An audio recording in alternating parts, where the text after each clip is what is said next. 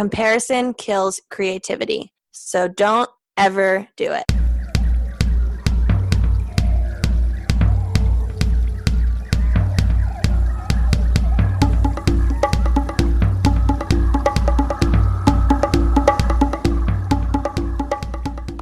Hello, everyone. Welcome back to the Wild Business Growth Podcast presented by Hippo Direct.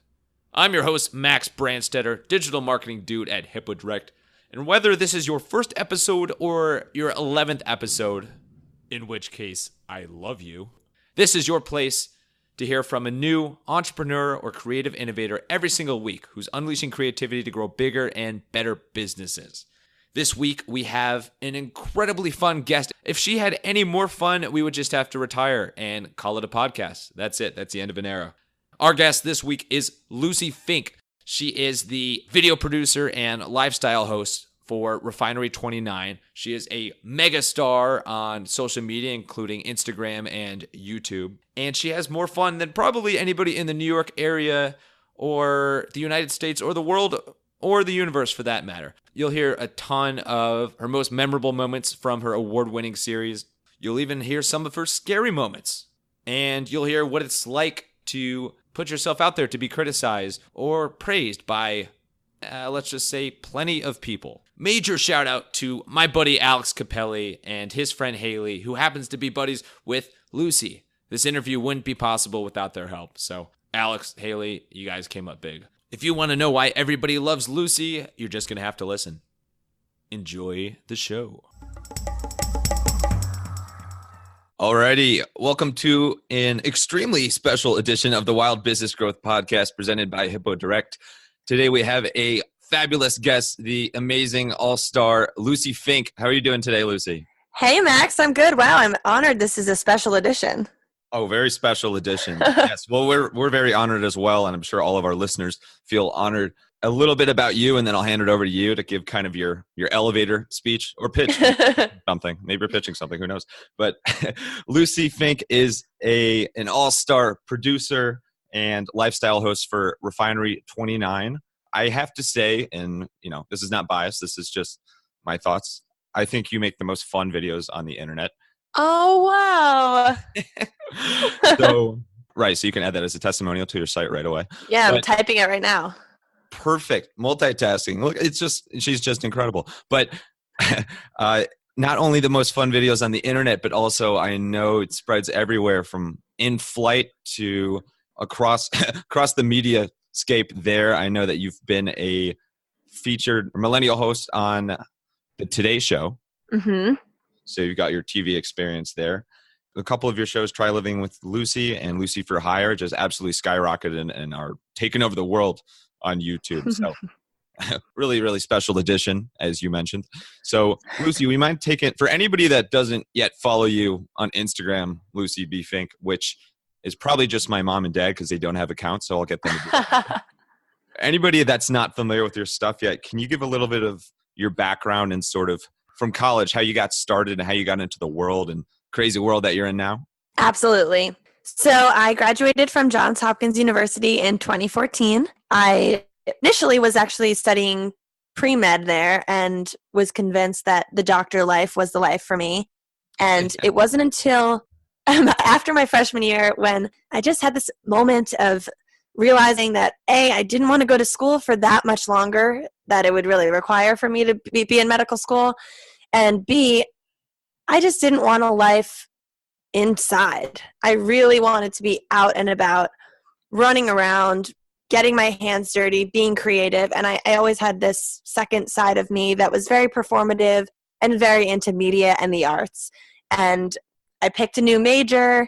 Hopkins didn't necessarily have many broadcast journalism offerings, so I chose creative writing, which I thought was just the next most creative option, and continued to pursue video content, which I had been doing since I was pre-med. I was producing and hosting a lot of YouTube content for the admissions office at Hopkins, but I just continued to do that alongside my creative writing degree, and pretty soon I had a whole portfolio, a whole video reel of content that I had hosted and produced, and come graduation, I was able to get a job at an ad agency as a producer, But what I really wanted to do is what I'm doing right now, which is creating entertainment content for young people. And I really didn't know that there were job openings like this when I was in college because, to be honest, there weren't.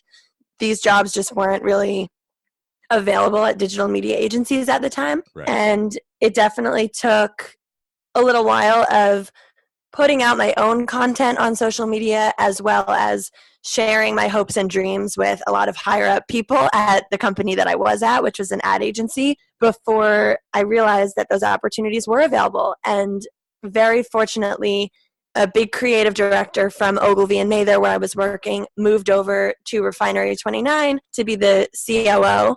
And in her journey there, she brought me over to join the video team, which was just starting in 2015. And they gave me an incredible opportunity to sort of come in to this team that was very much a startup division of Refinery29 at the time, and to come up with video content, come up with my own ideas, put them into action, work with a very small team. So pretty much since the beginning, 3 years ago at Refinery, I've been running around the streets of New York City with one camera person. I do not edit everything by myself. We thankfully have a very robust post-production department, but I do tend to edit the first cut of everything so that I can sort of apply my vision to it before it goes into someone else's hands. And essentially, we are just pumping out weekly videos on YouTube nonstop. And there's been a video on YouTube every Friday since October 2015.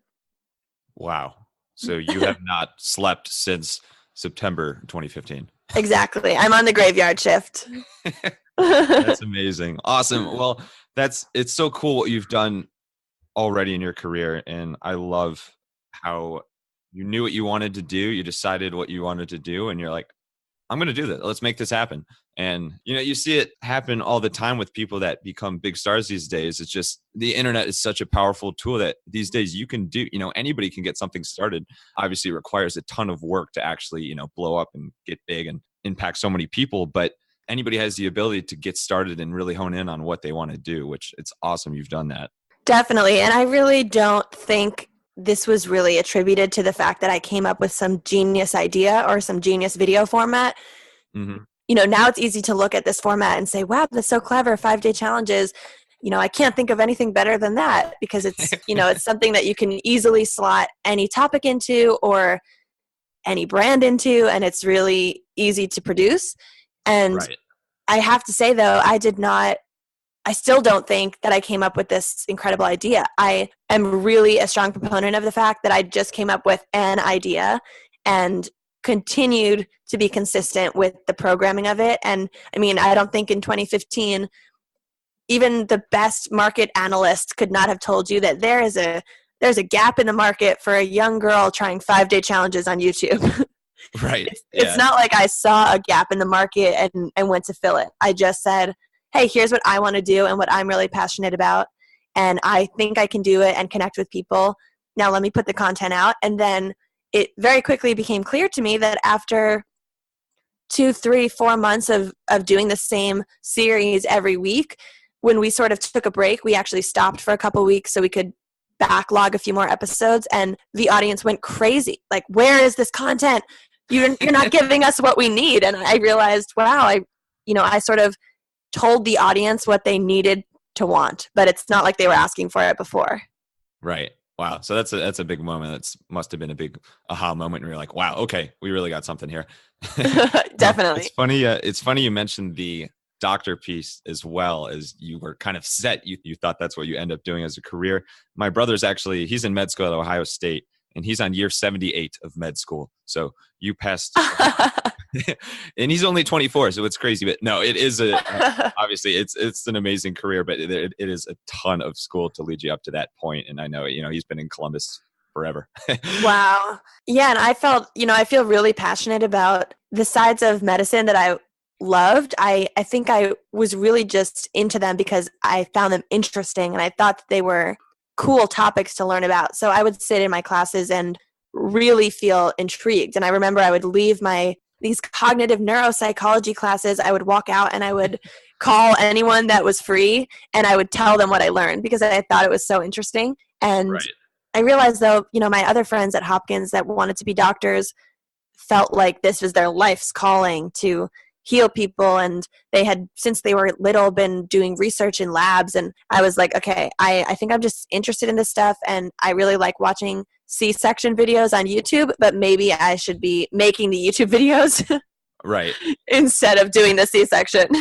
The C-section videos or just YouTube videos in general? Well, just the YouTube videos in general, but I wouldn't. Right. I've actually, it's funny you asked that, because just with my background interest in science and medicine, I've kind of convinced Refinery29 to let me dabble in those topics because I find them interesting. And so we actually created a whole new Snapchat format at one point that was called the Fink Tank. That was a science and bodily function show where I would bring on doctors. And in a couple of my series, like in Lucie for Hire, the episode actually never went live because the woman went into labor when I was on vacation, but we were shooting in order for me to be a midwife and to deliver a baby. Oh, wow. And so we shot the first half of the video, and then she went into labor like 8 weeks early or something like that. Oh, my God. Yeah. You have a copy of your resume, by the way. I'd love to see like these bullet points of the stuff. That's so funny. I should put all of these skills from all the jobs I've tried on my resume. Yeah. You've done so many cool things. And I gotta say, I love cognitive neuropsychology as much as the next guy. So that stuff is fantastic. Yes. Let's talk about your shows for a little bit. So there's a couple big ones, Try Living with Lucie and Lucie for Hire. And as you mentioned, you've done so many different cool and exotic and such a wide range of experiences, things you've done through those shows. So I want to talk a little bit about some memorable moments from that. Yes. First thing, what do you think was the most fun task or challenge you ever did for either of those shows? I think the most fun episode we shot, it actually happened to be the first episode that we sold to a brand partner. And I was very hesitant about selling the series because the audience loved it editorially. And of course, then you have to teeter on that fine line of, am I just creating fun content or is this my job where we need to monetize off it? And at some point, selling the series, I realize is a great thing because even though all of a sudden, maybe for the audience, it's not as authentic as an editorial episode, it's really the moment when I realized that what I was doing was really benefiting Refinery29 and that they were able to sell me and my franchise to their brand partners. And pretty early on, I think it must have been just the end of 2016, which I guess was not that early on. It was, the series had been going on for over a year at this point, but it was the first time that it sold, and it sold to Carnival Cruise Line. And we got to go to the Caribbean and shoot 5 days, essentially 5 days on a cruise. But here's where our good branding brains had to come in, and we had to realize, even though this is sold, we really want to make sure that this doesn't appear to be a commercial, because not only will the audience be unhappy with that, but that's honestly not the best way for us to integrate the brand from the brand side, because we really want people to watch this and feel like it's super fun and exciting and not just a paid commercial. And so we titled it 5 Days of New Experiences, and we just happened to be on a Carnival cruise while I was having these new experiences. You're revealing the branding secrets. Exactly. That's very smart. It has a much broader appeal that way too, with new experiences. I mean, that's even people that don't like cruises, all four of them. I mean, they would be interested in that. How about on the other side of things? What is the most difficult thing that you've ever had to do for an episode? There are two that were really kind of out of my comfort zone and were things that I was sort of dreading leading up to the shoot days. First was in 5 Days of Facing My Fears, which this episode was highly requested, and I continued to push it back because I was like, no, I'd actually rather, do 5 days of yoga and all these things that are really fun for me than... Yeah, who wouldn't? Right. And I started writing down my fears on a note in my phone, the more fears I wrote down, the more I was like, I actually don't want to do this. And oh my. Then I had this moment and I was like, I have to do this. This is going to be the most self-growth episode I've ever created, and I'm going to feel so happy after I do this. And there were a few things in that episode that were really scary, namely eating crickets, which I know is not scary for everyone, but for me was terrifying. It's getting more popular. They're selling them at Seattle. It's either crickets or grasshoppers. They're selling them at oh wow baseball games now.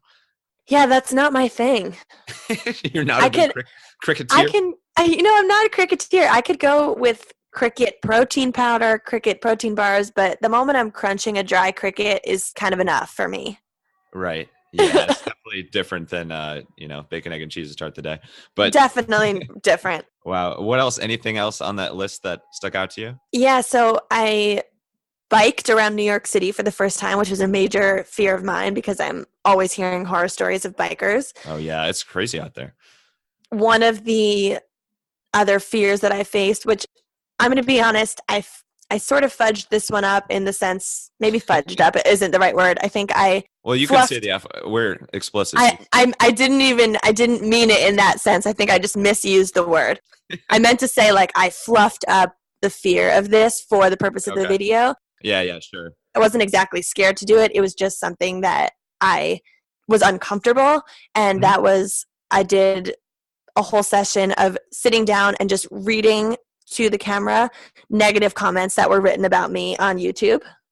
Oh wow, yeah, that's tough. Yeah, which I mean, I read every single comment on YouTube because YouTube, the comment section is where we get our new video ideas because it's totally an audience driven series. So I do read every comment. So I had already pretty much read these comments. They weren't necessarily the first time I was seeing them. But, I think I have a really good outlook on the whole comment thing. And I've had a pretty good relationship with dealing with that since the start.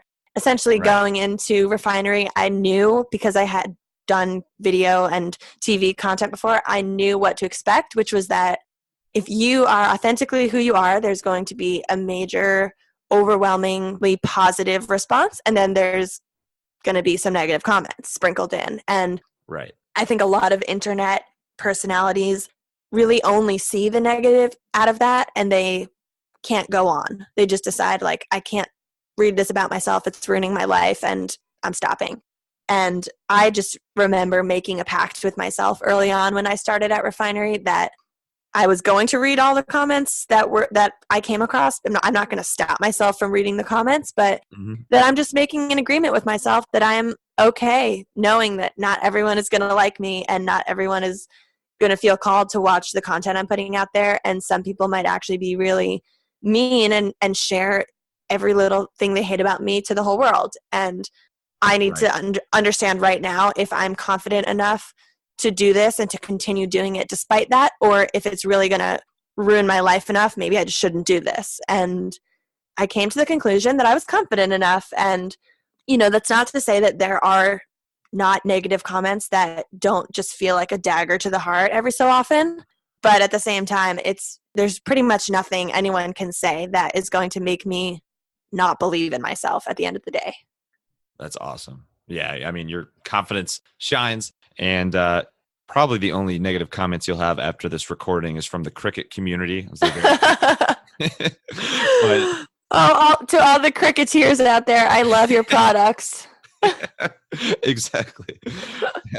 How long did that take you to go from, seeing a comment and being, oh, like this sucks, someone's, talking bad about me, to instantly kind of just shaking it off and being, all right, it comes with the job. Everybody's got their quote unquote haters out there. Right. It took, I would say, a few months of working at Refinery because in the beginning, my fear was, it's not just me that is reading these comments, it's my employer. So now all of a sudden you're like, well, this person writing that they think I'm the ugliest person in the world is posting this comment, and the person who hired me can see this, and maybe that's going to make them not want to use me anymore because they're seeing what the audience has to say. And that was really the bigger fear. But then I realized the team at Refinery29 is better acquainted with internet trolls than I was.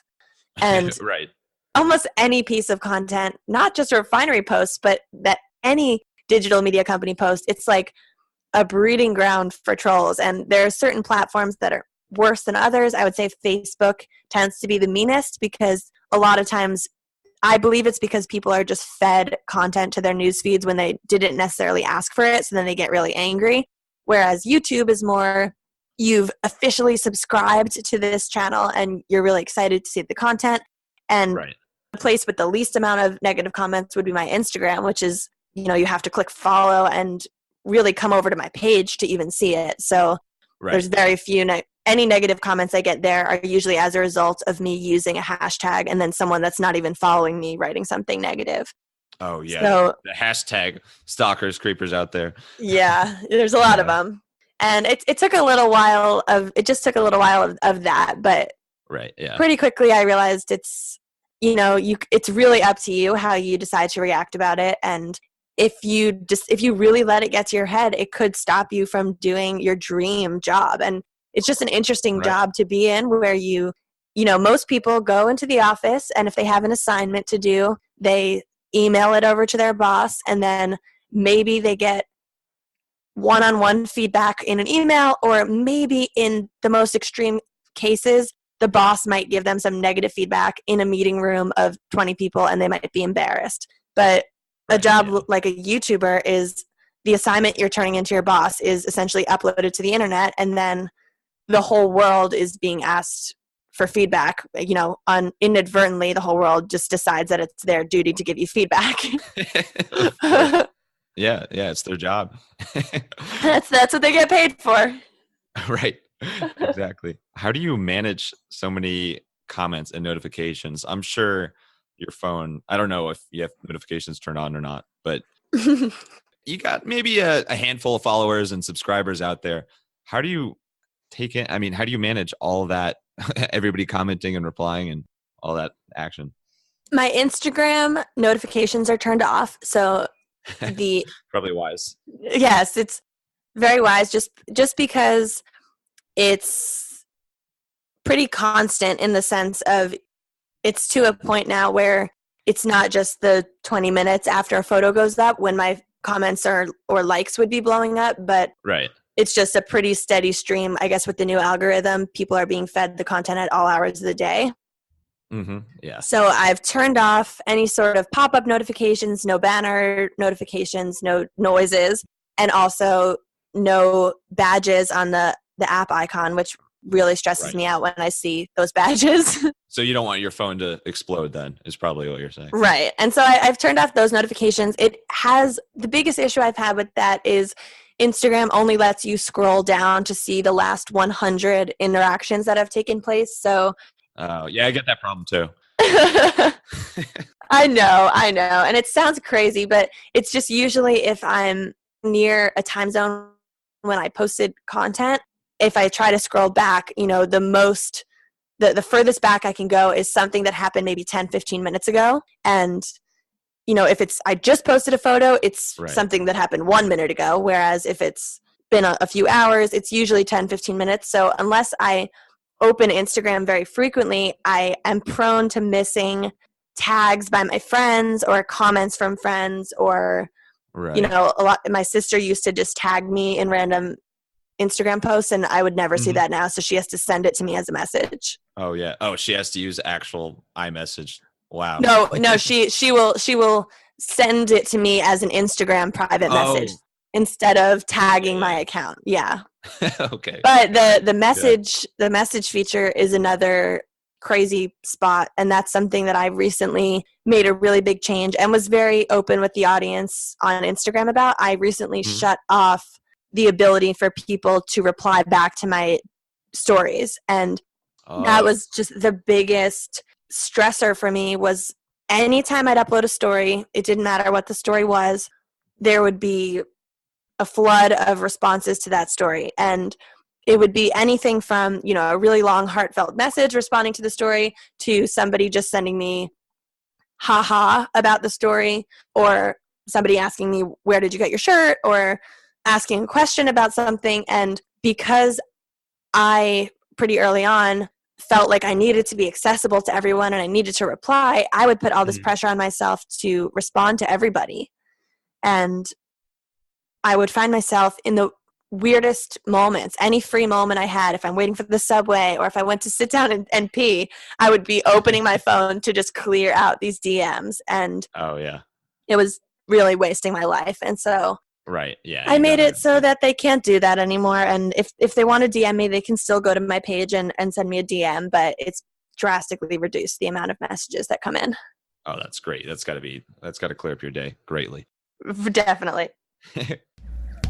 Hi, this is Greg Brandstetter, founder of Hippo Direct. Has all this wild growth talk made you hungry for some new customers? Well, here's your recipe for success. Hippo Direct can help you acquire new clients using proven methods such as postal mailings, email marketing, and targeted ads on Google, Facebook, and LinkedIn. We can even create a customized leads and prospecting database for you. So check out hippodirect.com and contact us today.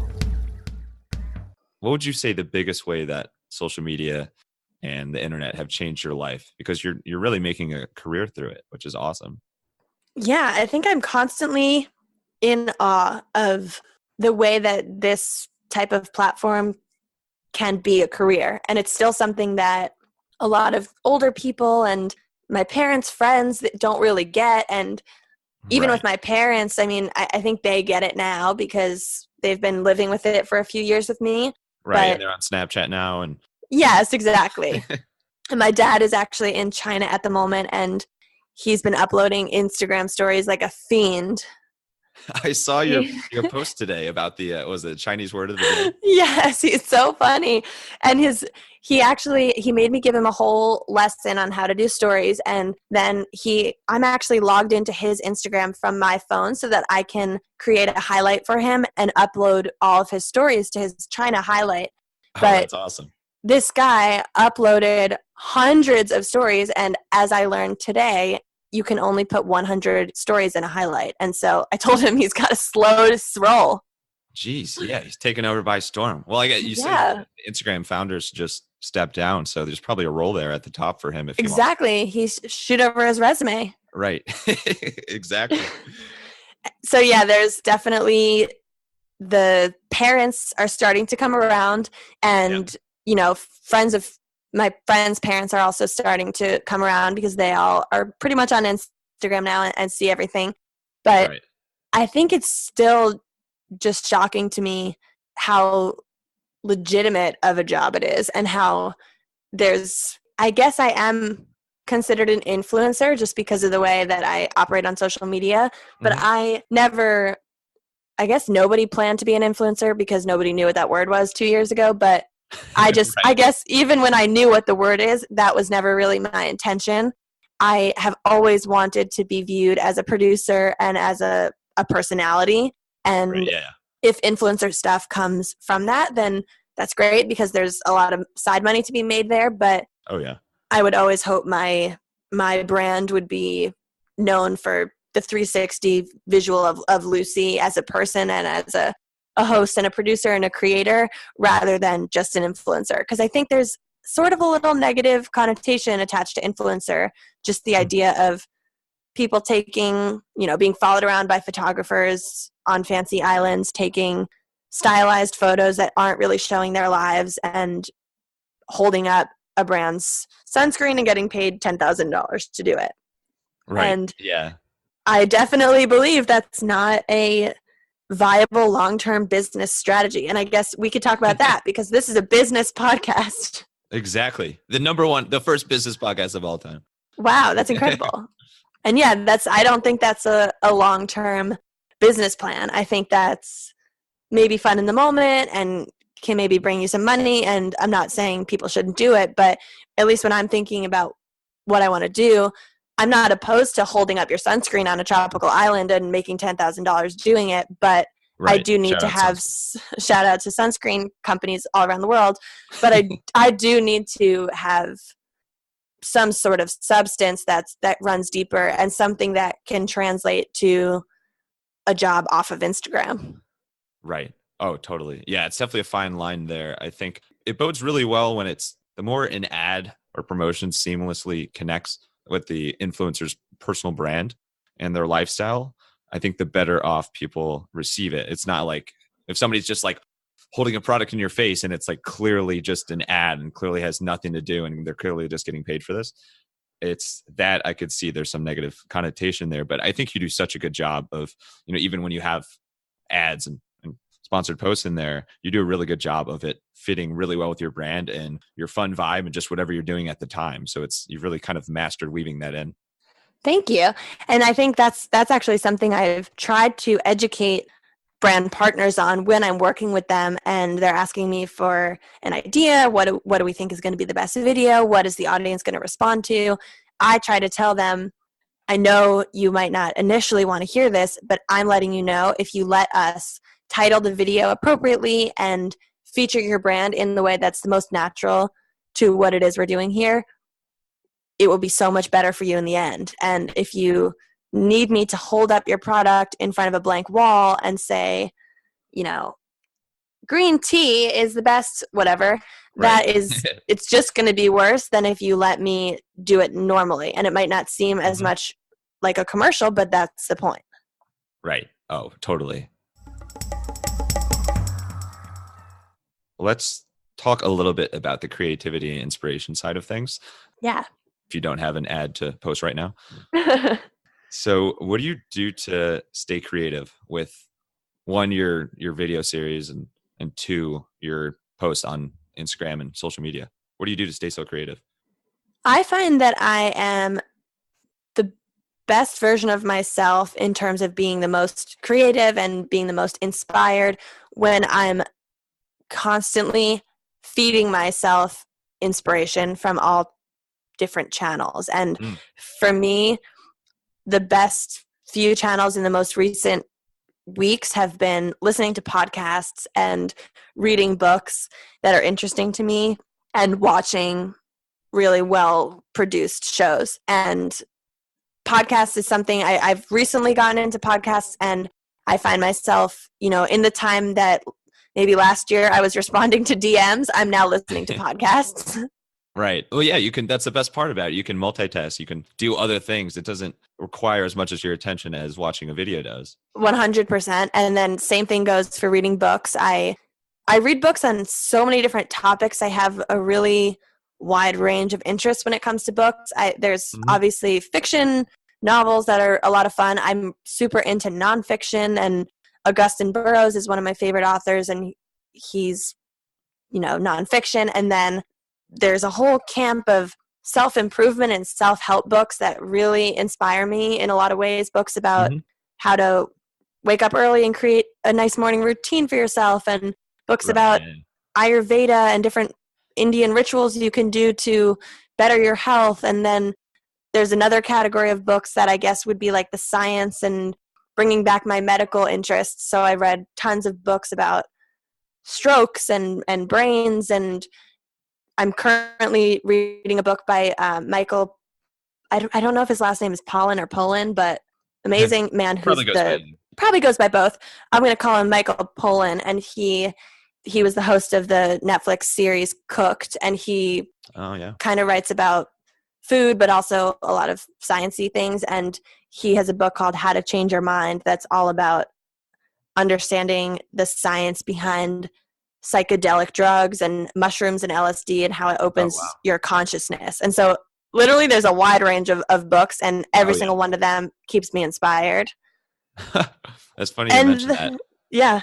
Yesterday I was listening to the Tim Ferriss podcast, and he had on this guy named Hamilton Morris. That's the same sort of thing. He's like an intense chemist, and he kind of is in the world of smart drugs and all that sort of thing. But there's some fascinating stuff there. Definitely. We're not condoning drug use on the business podcast here, but as far as hearing interesting stories and the science behind things, it's just fascinating. And a lot of that book is actually centered on how those drugs are used in a medical setting. So you know, administered by professionals in hospitals to test people's experiences with them. And they've just seen some amazing results of healing different forms of depression and different anxieties and addictions. And it's just so interesting. And so even though that honestly has nothing to do with the series I produce for Refinery, and one might argue that it's a little bit off brand for the Lucie Fink brand at Refinery29, or even just in general, I find that all of that stuff is what makes me really a well-rounded person. And so that's, I guess, another point is I don't necessarily show every single side of me online, because I find that there are sides that are just meant to be personal sides, or sides of things I want to just talk about with my family and friends. And if I ever feel called to share about it or educate my audience on those topics, I have that well of information. But not everything I feel needs to be turned into content. Right. Oh, yeah. Yeah, that's a really good point. And it's so powerful to get inspiration from so many different places. And I just love the era that we're living in right now because it's so easy to get information and entertainment in all forms. It's crazy. Oh, it's incredible. And I am also really inspired by, well, I watch a lot of other YouTubers now. I never used to watch YouTubers, and now that that's where my content lives, I've started watching others. And for whatever reason, I really don't know why, I'm incredibly inspired by this one pocket of vloggers that it's kind of, I don't even know where they're all from, but there's a very small community in the island of Oahu that I think moved over from mainland USA. They like brought their kids and their young parents, and they live a raw vegan life in Hawaii. And Yeah. I'm not raw, I'm not vegan, I'm not raw vegan. And for whatever reason, this content just like screams to me from across the room, and I could sit and watch these people's lives every single day. And I think I have a secret desire to move to a remote island one day, and just watching their lives, it makes you just realize, because you can get so swept away in the hustle wherever you are. And I listen to a lot of wellness podcasts and consume a lot of wellness content, and I always find that I'm listening to it as I'm walking through the craziest streets of New York with subway steam blowing up at me and horns honking all around me, and it just continues to remind me that there's other options out there. Right. Oh, yeah, totally. And I mean, everybody likes unplugging for a little bit. I am curious, what's your favorite podcast to listen to? And well, number one's got to be the Wild Business Growth podcast, right? That's your favorite all time? Absolutely. Max is. Perfect. Awesome. Great. But in addition to that, do you have a second favorite? Yeah, my second favorite, I have, they're tied for second because they're so different, but one would be, it's called the Highest Self Podcast, and the host is Sahara Rose, and she is a young LA-based Ayurvedic. I'm trying to think of the proper title for her. She's an author, and she wrote the Idiot's Guide to Ayurveda, and I picked it up just out of interest, and then fell so in love with it, and it's really changed my life. And I recently did 5 days of Ayurveda. It hasn't even gone live yet. Maybe it will be out by the time this podcast goes up, but she's incredible. You 2 hours. Oh, is it going up today? No, I'm kidding. Oh. Well, for the listeners that aren't here for the recording, it will be today. Right, exactly. It's today. Happy today, everyone. Yes, happy today. And she makes a really nice, a lot of depth and a wide breadth of what she talks about. Everything from bettering your personal relationship with money and changing your outlook on money in order to make more of it, to tongue scraping, which is an ancient Ayurvedic ritual. So it's really an interesting array. And then the second one, which is way different, is just the Daily from the New York Times, which I listen to every morning, and I feel like it gives me a nice view of a deep dive on some topic that I probably wouldn't be reading about in the news. Right. Yeah. It's cool how they've evolved to that form of content, because it's really, I mean, it's a way better way for so many people to get their news and update on what the hell's going on out there versus for sure, versus actually reading giant paper. All right. So this is a recurring segment on the Wild Business Growth Podcast, and this is the Wild Business Shoutout of the Week. The Wild Business Shoutout of the Week! All right, so Wild Business Shoutout of the Week. This is where we talk about a recent marketing campaign that we saw and give our thoughts on it for a little bit. So you were mentioning earlier there's something that you noticed on the NYC subways. Can you talk about that a little bit? Yes, this is the OkCupid DTF campaign, and it's really popped out at me. It's been all over the New York City subways. There are banner ads all over, and I at first looked at it and was a little bit like, wow, they let them put this up in the subway. And then I was just reading it. I realized, wow, this is incredibly inclusive.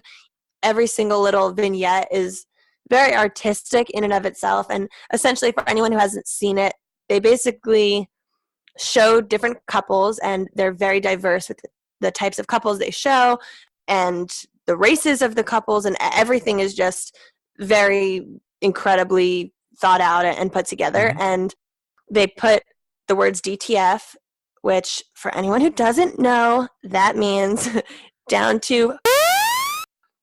Okay. And and they changed what the F means, and so they'll finish the word out based on what it is they're doing there. So, maybe it will be a shot of a couple shopping and it will say DT flea market, or they'll be on a dance floor somewhere and it will say DT feel out the dance floor. And they're at a pottery class and it's DT fire up the kiln. And first of all, the ads are really funny. Like, there's a really funny one of DT furiously make out, and it's these two people. I guess it's like full body. I don't even know how to describe it. They're in onesies and the faces are connected. Oh, yeah. And it's just like a beautiful artistic vignette with the best color choices, and they look really fun. And not only did these ads catch me and stop me on the subway and have me looking down the whole line and reading all of them, but I even heard, I was sitting next to this older couple on the subway, and I heard the guy say, like, what does DTF mean? And the wife was like, clearly not listening to this podcast. Yeah.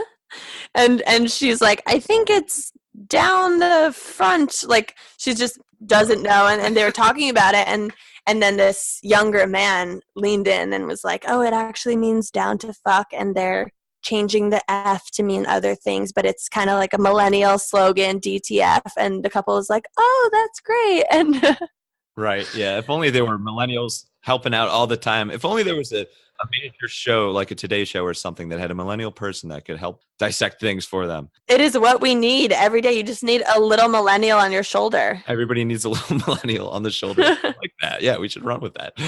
Awesome. Yeah, I've seen that campaign too. And obviously, it's very eye-catching when you see DTF somewhere. I actually thought it meant DT Flea Market to begin with, so I was shocked. But it's a really incredible campaign. It's well done. And it just there's so many ads in so many different forms in New York. If you're able to break through that clutter with anything, it's obviously a strong campaign. So that's really a good one. I'm glad you chose that one. Definitely. Yeah. And I even heard that it was banned from certain cities' subway systems, and other cities let it in. Wow. And New York was one of the progressive ones.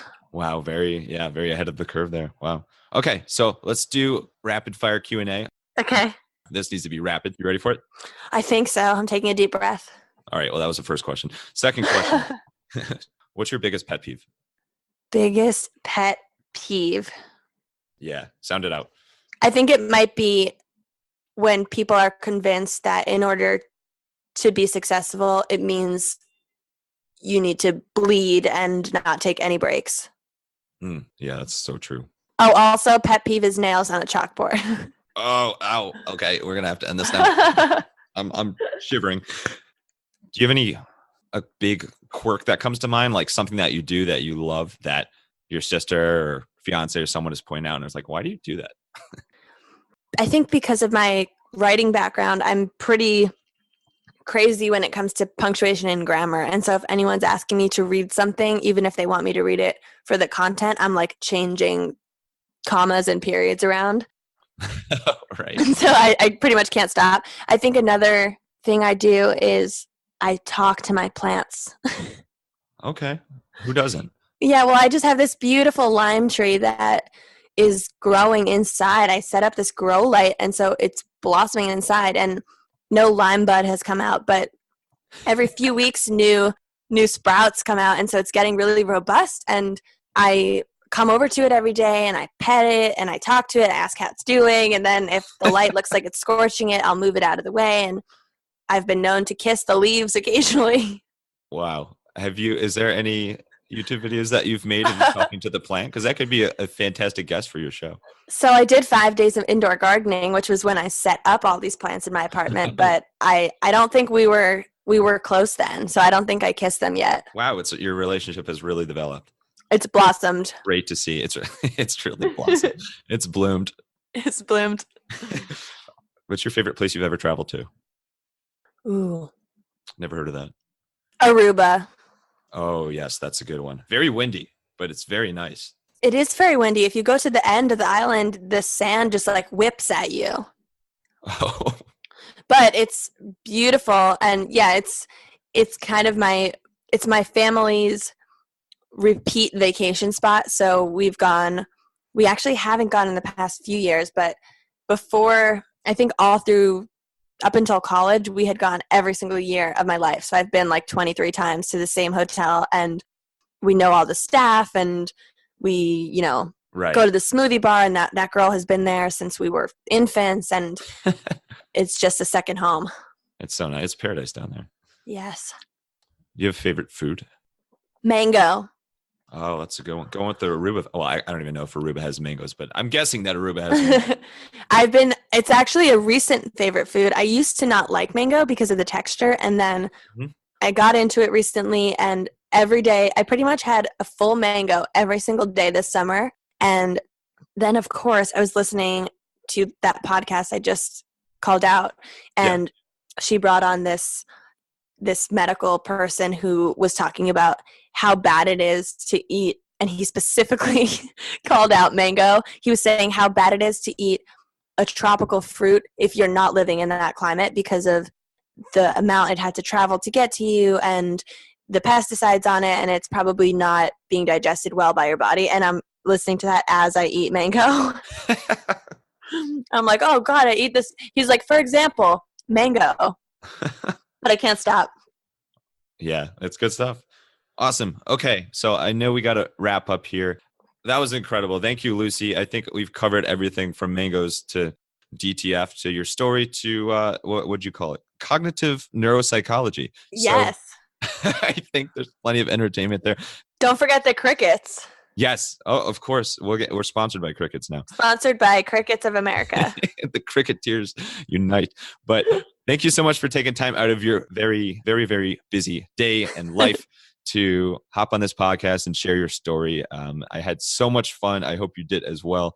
And I also want to shout out my good friend Alex Capelli and also your friend Haley for connecting us in the first place, because this wouldn't have been possible without them. Yes. Love Good High School. Shout out.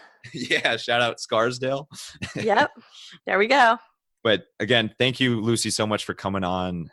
Before you run off here, I want to make sure that you shout out the best place for people to reach you. So again, anybody besides my mom and dad that doesn't follow you on Instagram and these other places, what's the best place to connect with you on social media and your website? So my website is Lucie, Lucie, Fink, Fink.com. Mm-hmm. And my Instagram is Lucie B Fink. So I just popped the B in there because somebody had snagged Lucie Fink. Oh, it was probably Lucie Fink, another one. Yeah, it's or not. She has a few posts on there, and it's just at this point not worth asking her for the handle because I've already been tagged in a bunch of places. But I'm into the B. So Lucie B Fink on Instagram, Lucie B Fink on Twitter, Snapchat is just Lucie Fink, and then all these videos that we talked about are currently on Refinery29's YouTube channel. So it's just Refinery 29. And then I also have my own YouTube channel that's just Lucie Fink. And it's all Lucie, not Y. Ah, perfect. Awesome. So now we've done the spelling bee as well. And the B, literally B. Thanks again, Lucie. Do you have any final thoughts or a quote that you want to end up here? It's anything you want. You got the stage. Oh, any final quotes? Yeah, I think I'll leave people with, especially people who are hoping to go into a career where they are putting themselves and their face out in front of the world. And if they have any trouble with comparing themselves to others or weighing themselves against how other people are doing, I am just going to say, comparison kills creativity. So don't ever do it. Awesome. Mic drop. Lucie Fink, everyone. Boom. Wow. If that wasn't the best mic drop you've ever heard, regardless of podcast form or not, I don't know what is. That was Lucie Fink. Thank you so much, Lucie, for being such an amazing person and amazing guest. Thank you to You guys, thank you to all our listeners out there for tuning in, whether this is your first episode or you've listened to thousands beforehand. Thank you so much for tuning in. Make sure to support Lucie and subscribe to all her channels, follow all her channels on social media. Speaking of subscribe, make sure to subscribe to this podcast if you're not already. We are the Wild Business Growth Podcast on every platform, including iTunes, Spotify, Stitcher, you name it. On iTunes, make sure to leave a 5-star rating, even a written review if you really enjoy what you hear. We really appreciate you guys. If you have any feedback on the show, hit us up at any of our social media channels at Hippo Direct. That's the handle. Hippo as in the animal, and direct as in the word direct. Yeah, see, you thought it was going to be a curveball there. And if you like DTF or any of the other creative marketing campaigns we talked about in the show, make sure to sign up for the Hippo Digest. You can sign up on hippodirect.com/newsletter, and we curate some of our favorite creative marketing campaigns from across the web every single week. It will go straight to your inbox every single Wednesday morning, around the time we release the podcast. So I hope you guys enjoyed the show. I hope even some of you learn what DTF stood for. As always, we'll see you next time. Let your business run wild. Bring on the bongos!